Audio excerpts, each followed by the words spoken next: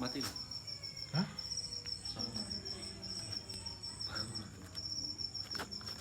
Ketarik kok, guys.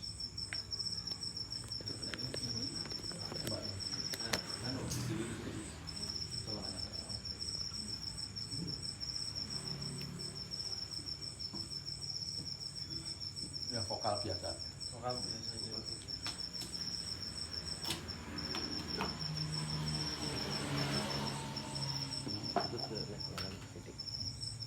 Satu titik. Kain.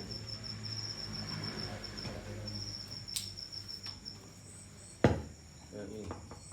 Yo, tujuh. Ya.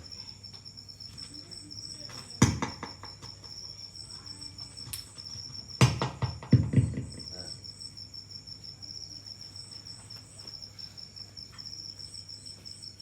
Cek, cek. Cek.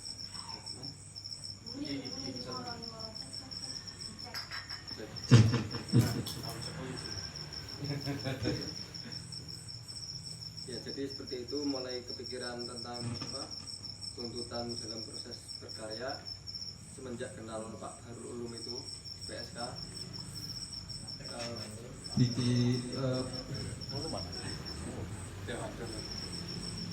Jadi pas nerbitin di PSK itu disuruh didiskusikan bersama narasumbernya Gus Tommy di Prof Uja itu. Semenjak itu kan buku ketiga. Saya semakin berpikir ke depan, wah ternyata beginilah kehidupan di luar ya. Harus banyak pertimbangan dan kita harus berani memulai. Nah semenjak itu keegoisan saya untuk tidak membaca karya-karya itu saya hilangkan. Jadi mulai dari situlah sebenarnya saya mulai membaca, membeli buku-buku. Jadi selama saya menulis awal itu dari 2018 sampai 2022, 2021 akhir, mulai dari 2022 saya tidak membaca buku sama sekali. Jadi tidak ada referensi yang saya temukan di sana, hanya sepintas. Ya karena apa? Awal saya berkarya itu tidak ada niatan ingin tenar atau dikenal. Memang saya itu ingin membagikan momen atau mengabadikan momen yang saya potret, yang saya temukan melalui apa ya, perasaan atau pertemuan bersama teman-teman atau kejadian-kejadian yang saya bisa ambil hikmahnya di sana, seperti itu. Dan dari situlah berkelanjutan saya mau nggak mau harus membaca, membeli buku-buku dan terus berkarya, termasuk mengikuti event-event seperti Bandel Awal. Terus kebetulan kemarin juga di Universitas Negeri Padang itu mengadakan event perlombaan cipta puisi, mendapat juara 2 di sana. Ya untuk apa yang saya temukan atau buku yang saya baca selama ini sebenarnya melalui lebih dekat atau lebih ke workshop atau Materi-materinya lewat PPTV ya, atau lewat apa seminar-seminar seperti itu daripada lewat buku-buku. Seperti itu Mas Bella.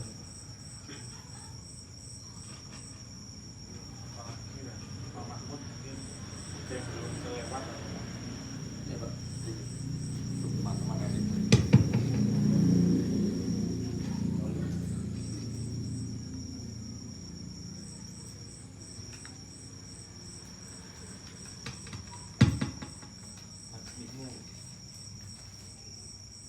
Nah, mati. Ini perlu iuran ini. Halo, halo. Udah gini aja. Ya. Saya melihat satu hal yang luar biasa dari begini. Kalau umpama Cipta Rasa ini kalau banyak bergaul, saya kira dasarnya sudah kuat fondasinya. Fondasi dia terhadap kemampuan bersastra, dalam artian kalau zaman sekarang istilah otodidak itu tidak menjamin. Kalau auto sama auto beda. Kalau di luar negeri itu autodidak lebih berharga daripada orang akademisi yang hanya dibentengi tembok tertentu. Jadi sekarang ini kalau kita buka Google, saya barusan buka Google Hansan, itu pemenang sastra Nobel sekarang, seorang perempuan muda yang menulis tentang hak asasi manusia. Nah, karena temanya itu universal, lalu kemudian dunia itu mengamati dari sisi gagasan. Nah, pertanyaannya kan begini, Rendra pernah mengatakan begini, atau Teguh Karya guru saya, bahwa semua dimulai dari gagasan. Seni itu bisa apa saja, bisa rupa, bisa patung, bisa sastra, bisa novel. Tapi gagasan itu satu hal yang paling tinggi, karena dari gagasan itu lahirlah sebuah diaplikasikan ke sastra, jadi sastra yang paling tidak agak yang unik, atau kalau karya seni ya yang lain kayak lukisan yang unik. Jadi seniman itu kan sebenarnya beradu gagasan. Nah, kemudian teknisnya adalah meludiksi dengan indah, itu teknis ya, selera dan lain-lain. Nah, Cipto tadi gini, mungkin kalau orang santri tahu bahwa Al-Ghazali pernah menyesali kitab yang Ihya. Kalau dia mau klarifikasi kitab terakhirnya sebelum meninggal, bukan menyalahkan karya terakhir itu Ihya, tapi pada dia memberikan garis besarnya lagi biar orang nggak salah paham. Jadi karya yang sudah otentik semacam Ihya itu pun Al-Ghazali mengklarifikasi lagi, kan gitu. Ada kalimat kalau Al-Quran itu hangus, Ihya akan mempertahankan. Jadi betapa pikiran-pikiran besar seorang penulis itu menurut saya seperti itu. Apalagi kalau teman-teman dari lingkungan pesantren itu kan menurut saya dimensinya lebih luas. Tidak sebatas kalau orang-orang yang sekolah umum itu kan biasanya hanya konteksnya sosial, percintaan, ketidakadilan, politik dan lain. Tapi kalau orang santri itu kan punya dimensi yang dalam, dia bisa melihat dunia rohani yang sangat luas tanpa batas. Nah, itu yang saya bayangkan bahwa kekayaan itu ada di wilayah Gusmus, tidak di wilayah saya. Nah, tadi saya bilang, Gusmus itu diskusi kan sederhana. Tapi apa yang Gusmus itu mesti menyentuh sesuatu yang persoalan-persoalan kekinian yang saat ini aktual. Ini tentang amplop, balsem, tidak ada yang kalimat yang rumit, tapi substansinya kena. Nah, kalau kita bicara referensi ya akan dengan selera kita lah. Kalau orang yang sedikit borjuis ya mengagumi buku-buku puisi yang kelasnya Saus Tomorang gitu ya. Kalau mungkin yang maksudnya yang sedikit lekra. Tapi kalau yang universal ya mungkin orang akan mengidolakan puisi-puisi Gunawan Muhammad. Paling tidak irisnya gitu. Kalau orang yang berbasis religius yang tak masuk tadi, mungkin baca latar, itu tentang berpikir dan apa. Bukan untuk meniru, paling untuk atmosfer bahwa kita tidak sendirian. Tadi saya bilang zona wilayah itu kan gini, bahwa orang akan memetakan kalau orang akan bilang lukisan kontemporer karena Sakura atau Nirupa. Oh gitu, Mbak. Itu tidak jauh dari kelompok itu nanti akan diteliti bahwa karya yang kontemporer yang model abstrak di sana tempatnya. Kalau dari kelompok kontemporer yang abstrak itu orang suka dengan ABCD. Nah, nanti benteng religius kontemporer kalau misalnya saya di Cipto ini, sehingga bisa menjadi kolam sendiri bahwa kalau ingin nyari puisi yang religius kontemporer baca Cipto, yang sosial kekinian maka itu. Jadi zona itu tetap harus kita sadari. Kalau di Jogja itu ada kelompok, kalau saya masih surrealisme, jadi wilayah-wilayah yang naskahnya semua surrealis. Itu artinya teman-teman aktor kalau mau nyari naskah enggak berpikir, wah aku selera gini tak nyari Pak Mahmud, nyari apa, atau nyari Hamdi Salad ya. Jadi itu hanya menempatkan zona biar kita mudah. Ini masalah strategi biar mudah dipetakan. Jadi seniman itu harus dipetakan seperti gini. Kalau kita individualis, tidak punya lembaga, tidak punya kelompok, kita nggak punya identitas. Kalau kita meninggal aja yang lain tidak jelas. Tapi kalau kita harus punya fanatisme gini. Tiap orang itu harus punya karisma, dan karisma itu menciptakan fanatisme golongan. Itu nggak salah. Pengagum Rama, pengagum Rendra, pengagum Cak Nun itu terbentuk itu. Memang itu strategi bahwa apa yang kita pikirkan sampai ke wilayah publik itu. Setelah itu melebar kemana-mana. Nah, ini omongan besar saya. Jadi apakah kita sudah melakukan itu? Nah, saya juga mencoba itu, maksudnya saya punya lembaga, saya sekjen aspirasi. Tapi ini tujuannya bukan karena saya ambisi, bahwa apa yang saya pikirkan biar ada yang ada yang memperhatikan, ada yang mengelola pikiran saya, ada yang mengelola karya saya. Terlepas itu pun saya tidak terkenal, tapi pada di satu zona saya mampu membuat itu. Nah, lembaga kayak ini saya katakan lembaga ya, kayak apa itu, jarak dekat, terus sarang lilin, namanya kan puitis sekali sarang lilin. Dan ada PSK, itu paling enggak menjadi satu kolam. Kalau nyari referensi tentang sastra khas Pantura ada di PSK, yang ada di lilin, sarang lilin ini. Jadi menurut saya strategi itu penting. Sekarang mas saya kan gini, saya pengen bisa mengukur kualitas puisi Cipto, karena seni itu kan sangat relatif. Nah, karena puisi seni sangat relatifnya, itu kan bahasa, menurut saya gini, bahasa hak asasi itu menjadi relatif, tapi tidak. Di Indonesia semua itu tidak ada yang relatif, tidak ada yang demokratis. Kalau kita mau jujur, tidak ada demokratis, tidak ada relativitas. Adanya adalah konektivitas, adanya adalah keperpihakan. Itu harus diyakini bahwa sampai sekarang saya nggak percaya demokrasi, saya nggak percaya dengan realitas, saya percaya dengan subjektif bukan objektif. Kalau saya, objektif itu bohong, demokrasi itu bohong.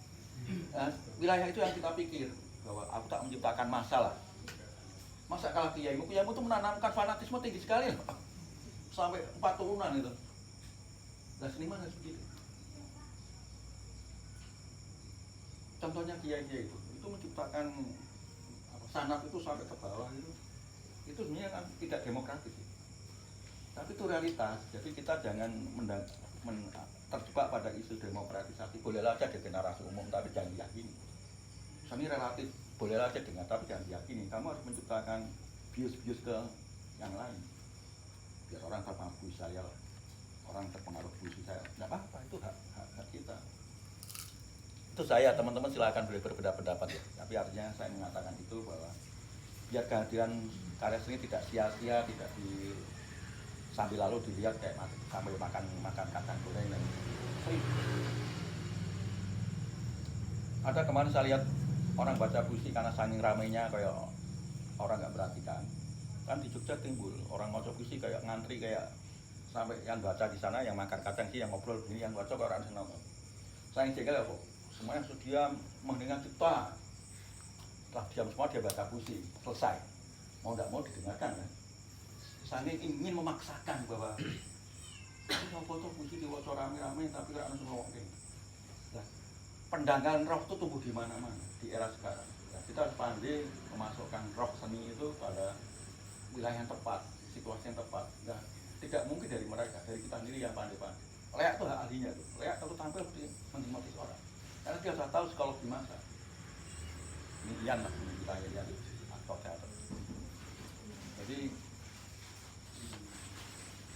gini, makanya di dalam seni ada namanya subjek matter, pokok masalah. Jadi seni yang menjadi fokus perhatian orang.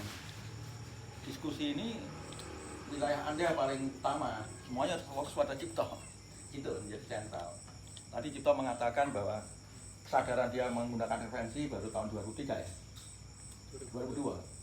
Ya itu istilahnya bukan referensi, kesadaran kamu bergaul dengan tetangga seniman yang lain kayak Ulum, kayak teman-teman itu baru itu. Tapi proses kreatifmu sangat awal. Makanya tadi saya bilang sangat sayangkan kalau ini nggak diteruskan sampai kepada puncak. Ya baru-baru nangka kemana? Nangka lebih duluan sampai Swiss ya, sampai Belanda, kenal sedikit itu. Nah itu artinya bahwa itu penting. Info-info itu saya mungkin nggak mampu karena saya pikiran saya banyak bidang yang lain, tapi mulai yang fokus ke menjadi penyair saja itu kesempatannya banyak. Ulum pernah ngomong sama saya bahwa puisi dia mau dibeli orang Singapura ya. Ulum mana nah, sampai dia bingung loh, puisi bersebar di media massa kok mau dibeli terus gimana hak ciptanya. Ini persoalan yang kita pikirkan. Kita mengatur bagaimana puisi itu menjadi sakral, menjadi bahan yang bisa dibeli. Trianto itu hidup dari puisi-puisi yang bisa diperjualbelikan di media sosial. Artinya banyak hal yang harus kita pelajari lebih dalam, tidak hanya karya. Karya itu kan satu hal. Di luar karya ada manajemen lain, strategi, marketing, produktivitas dan lain-lain. Kalau di dalam isi itu ada namanya jurusan tata kelola. Jurusan tata kelola itu sebenarnya diisi karena semakin banyak seniman tidak tahu bagaimana menjual, tidak tahu merawat lukisan, kalau barang mau pameran dirawat, tidak tahu bagaimana menyimpan karya, akhirnya dibuka lah jurusan tata kelola. Itu tugasnya cuma mengatur semua dokumen seni, tata ruang dan lain-lain. Terlambat sekali Indonesia, karena setelah Indonesia semuanya terlambat. Tapi artinya bahwa meskipun terlambat sudah terpikirkan. Ya, semoga dikendali nanti juga lewat Naka dan kawan-kawan atau Ulum ada, kalau bisa dengar apa itu perpus itu sudah. Saya nggak tahu belum kesana. Itu menjadi apa venue atau sentral tentang informasi literasi lah. Meskipun di kantong-kantong seni tidak ada, nih di sana menjadi ada karena diperlukan karena wilayah pemerintah. Nah, saya kira itu yang saya bayangkan, karena saya nggak mungkin memaksa atau menyuruh atau menghendaki 100%, tapi paling bayangan saya seperti itu. Monggo yang lain silakan, Mas Ulum, Mas Noval, Mas Ian, teman-teman dari apa namanya IKIP Pegri. Dulu IKIP, sekarang universitas ya. Silakan.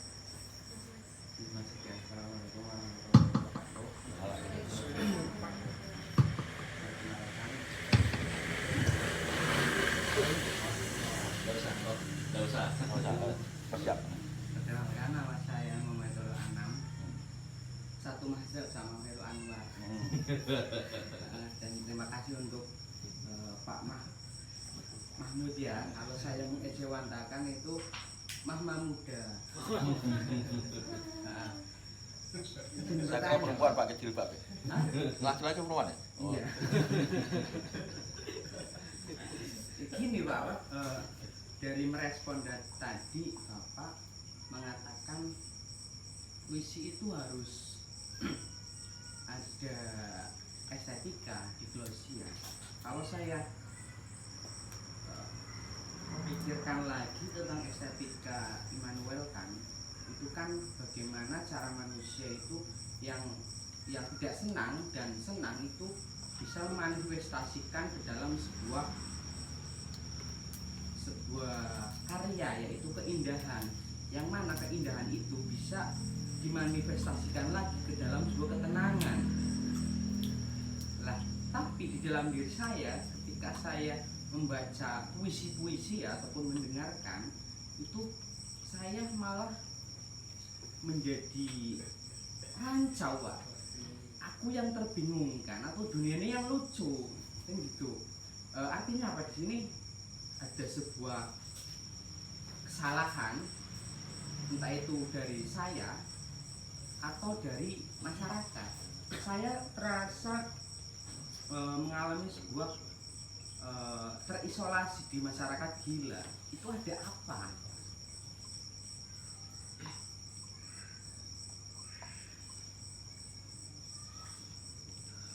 Kalau saya melihat dari beberapa membaca puisi pun dari penyair, itu kan tidak merepresentasikan bahwasanya dia itu benar-benar mengalami, benar-benar menganalisis dijadikan sebuah makna kata.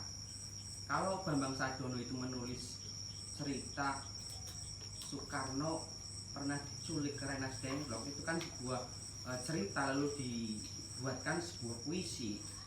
Tapi per hari ini yang saya temui itu belum ada. Yang mendominasi penyair-penyair itu menceritakan diri sendiri, dinamika sendiri. Lah, terus tadi ya itu ini pertanyaan lain. Nah, terus di sini apa sih tolak ukur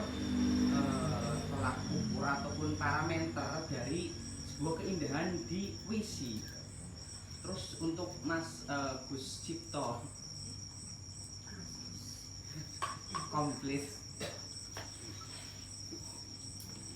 dari beberapa karya jenengan ya, jenengan itu benar-benar mengalami dan melakukan,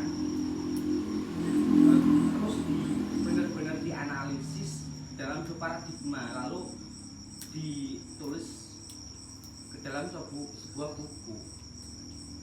Itu pertanyaan saya, dari basis epistemologi paradigmatik apa yang jenengan lakukan gitu kan? Mungkin itu sih kan. Assalamualaikum. Angel pertanyaan ini. Siapa yang jawab nih? Halo, Yang jawab siapa? Dari dengan dulu. mungkin jenengan sih. Oh ya. Begini. Tadi Anda menyebut estetika Immanuel Kant. Kalau Immanuel Kant itu sebenarnya kan basisnya kan lebih ke sosialistik ya. Sama dengan Hegel. Jadi gini, kalau estetika kan Bujatan ya. Tapi ini yang tak maksud begini. Tadi saya bilang relativitas itu memang iya di dalam konteks seni itu orang udah kayak seni. Kalau Muhammad Cipto bisa mempertahankan karya ini dengan sangat diplomatis, dia punya teks yang sendiri. Kita juga nggak bisa menuntut apa-apa karena sudah jadi buku dan dia bisa mempertahankan disertasinya ini. Tapi pembaca, karena ini forum itu permakluman, kan ada forum bedah buku, berarti kita punya hak membedah gitu kan. Ini bukan privat, ini udah publik. Nah, Cipto sudah keluar dari sarang privatnya menjadi manusia publik, dibahas. Kemudian pembahas itu bermacam pandangan sesuai dengan referensi yang dimiliki. Jadi ukuran puisi tadi saya bilang tidak menjelaskan teorinya, tapi secara empiris saja begini. Puisi padat, puisi cair. Kalau tadi saya ambil contoh Google menjadi TikTok, orang terlalu panjang durasinya, ceritanya bertele-tele, secara psikologis nggak suka, jenuh, nggak ketangkep. Tapi bagaimana TikTok yang pendek, ketangkep, lalu orang paham. Nah, itu semua dunia mengalami itu. Kalau kita punya channel TV ada 24 channel itu nonton kalau nggak tahu pindah lagi. Itu menunjukkan bahwa kegelisahan seorang nggak mau digurui, didikte, dan bertele-tele. Tapi dia akan berhenti pada satu channel yang menarik, yang kemudian dia bisa menangkap dengan mudah dan paham. Nah, publik itu menguji itu berdasarkan kurun waktu. Kalau zaman dulu, zaman sepur masih lempung, kereta api masih kembang tebu, itu mungkin orang banyak waktu. Di zaman agraris, orang banyak waktu membaca sampai bertele-tele. Karena zaman sekarang nggak mungkin. Aku tuh untuk menulis tentang kamu, itu dari perjalanan kemarin itu berjuang betul mencari waktu di sela-sela kehidupan saya yang lain. Artinya tetap bisa nih mengambil waktu. Jadi waktu itu nggak bisa dilepaskan dari realitas. Itu yang tak maksud mas. Jadi seni itu nggak bisa diukur, tapi perasaan seni bisa diukur. Contoh kecil, sastra lama, pujangga lama itu sama pujangga baru berbeda. Pujangga lama itu berpatun-patun, orang baca nggak tahan. Kalau timbul pujangga baru, kalau oleh kayu dan sapi pane dan lain-lain, mulai puisi itu sangat padat dalam menangkap.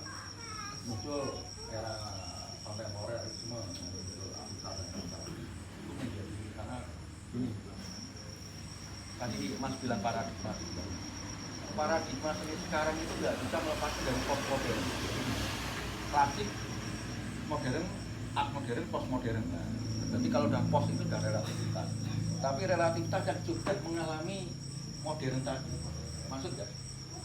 Jadi gini, kalau orang pokrol mengatakan, loh sekarang postmodern semuanya nilai relativitas, nggak ada tinggi, nggak ada rendah gitu kan?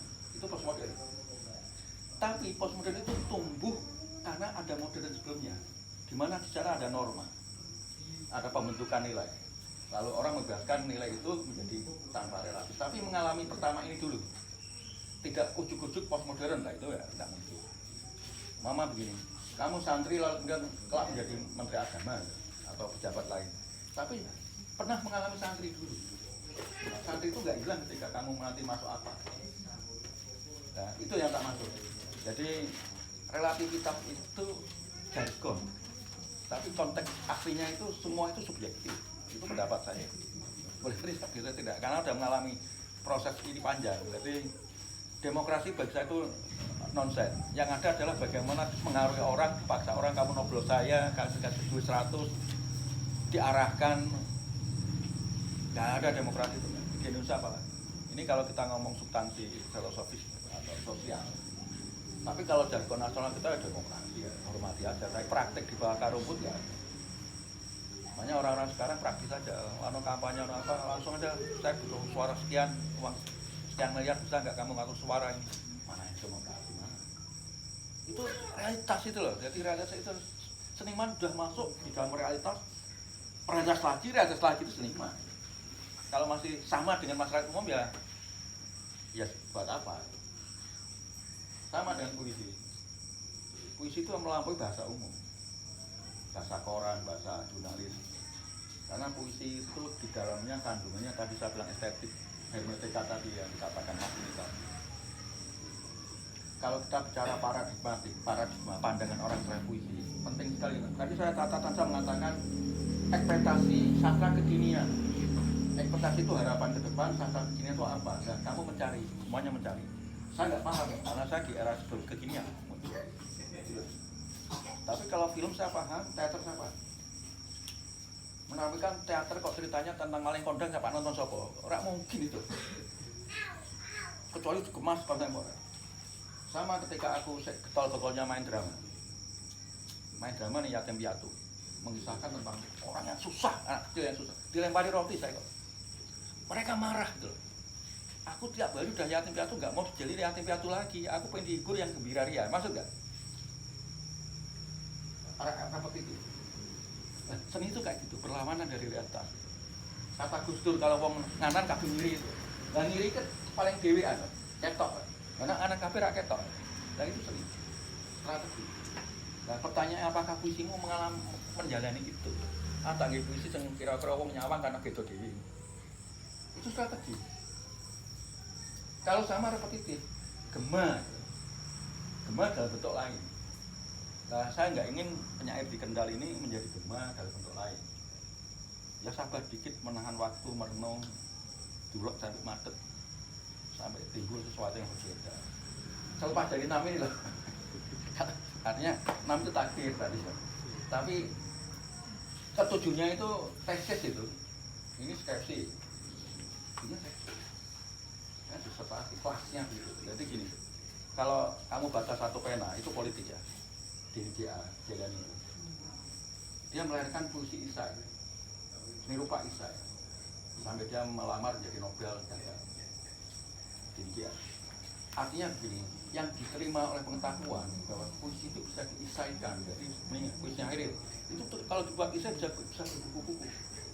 Satu puisi yang judul Senja di Pulau Kecil itu jadi 4 buku. Tinjuan diksinya, kalimatnya, pilihan sastranya, bahasa dan lain. Nah, puisi itu sampai bisa dibuat isai itu karya yang otentik yang bisa dipertambahkan secara pengetahuan. Tapi tadi kalau Mata bilang, kalau rame banget gitu. Jadi kesadaran kita macam ini, kesadaran kita itu begini. Bagaimana aku berkarya nanti menjadi referensi yang lain. Makanya di dalam buku selalu notes-nya banyak, ebit. Itu artinya bahwa pertalian antara ilmu tahun dan ilmu tahun ini saling terkait terus-menerus. Dikutip sana sini lah. Apakah karya kita dikutip apa enggak? Itu kesadaran boleh ada, nggak apa-apa. Bukan berarti kita tak jadi puisi bebas ya. Zaman sekarang nggak ada bebas puisi. Ini ke depan peneliti semakin banyak. Tiap hari saya menghadapi anak bikin skripsi di lembaga saya. Tanya tentang buku drama, tanya tentang sejarah ini, sejarah itu. Lembaga yang menurut saya tidak mutu di tempat saya, yang serba kekurangan. Ulum pernah ke tempat saya. Itu pas Ulum ke tempat saya, Ulum ya, ada peneliti dari Isi Padang hanya mencari tentang tari laki. Mau nggak mau saya mengadakan. Daftar. Jadi besok tuh semua lini mau diterobos oleh para peneliti. Orang kampus ribuan semuanya dapat tugas. Nah, kita akan menjadi pelayan itu. Kelak nanti ada orang akan cari kritik puisimu. Yakin aja. Kita tidak dilihat. Itu yang tak masuk teman-teman, terutama Mas. So, monggo kalau mau dilanjut. Ini kapan makannya? Sekarang? Sekalian langsung.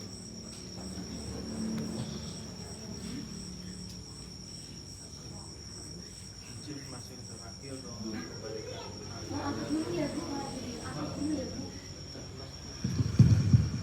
Ini tugasnya moderator. Sudah terjawab Mas. Mas Khairul sudah terjawab belum? Bisa mengimajinasikan ini.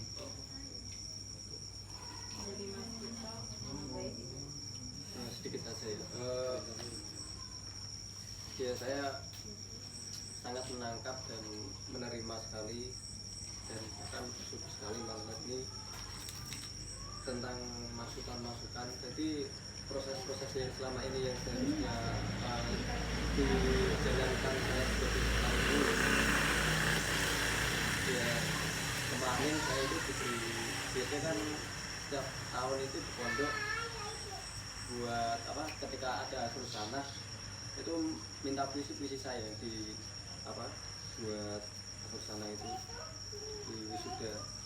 Dan mungkin saat saya menuang atau menulis proses saya di sana tidak seperti yang dulu, yaitu tetap mempertimbangkan diksi, mempertimbangkan hal lain termasuk filosofisnya. Saya 2 minggu baru bisa memberi naskah saya setelah diminta dan selalu ditagih. Jadi memang banyak hal yang perlu dipertimbangkan kembali setelah berproses, apalagi berani muncul. Tentu kita harus lebih nekat lagi untuk berbenah. Kalau dulu paradigmanya saya berkarya itu saya ingin apa ya, ya ingin menyampaikan suatu hal yang bisa saya petik dan bisa diluruskan. Jadi saya itu ketika saya bergaul atau berbaur teman-teman tidak hanya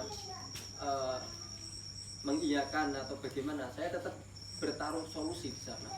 Saya bertarung pikiran, bertarung apa ya, argumentasi bersama teman-teman. Jadi tidak hanya teman-teman ngopi sepintas, itu tidak.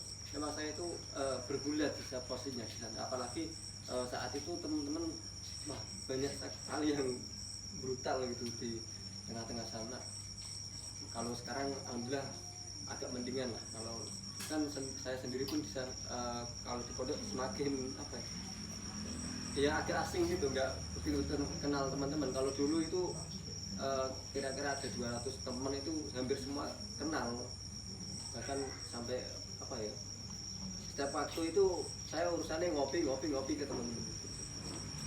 Jadi mungkin seperti itu. Dan sekali lagi ya, karena demi proses semua akan tetap apa berbenah, dan seperti yang lainnya, seperti senior saya yang sudah mendahului dan memberi contoh, termasuk suatu saat harus lebih mengembangkan atau keluar zona seperti mengirim ke media-media massa seperti itu, dan lebih bertanggung jawab tentang apa yang perlu ditulis saat itu. Dengan berjalannya waktu insya Allah lebih ke sana. Ini seperti itu. Oke, untuk satu pertanyaan terakhir mungkin, jika tidak ada ada yang ditanyakan lagi. Itu direktur PSK itu. Nah, iya lu. Ya boleh. Malah mau bilang. Komentar. Nah, Boleh deh. ngomong please.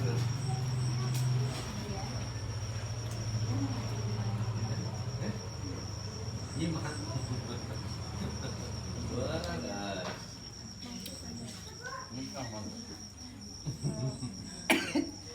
guys. Izin bertanya, ini kepada Pak Naka dan Pak Mahmud sebagai seorang akademisi. Nah, di perkuliahan saya itu ada salah satu mata kuliah yang diberikan tugas untuk membuat 100 puisi dalam jangka waktu 1 semester. Jurusan apa? Jadi sering. Jurusan apa? Pendidikan bahasa Indonesia. Dalam Pak Agus. Oh, Aku aku sedih banget. Masuk oh my God. Oh, masuk. Ya nggak tahu Pak. Sadis.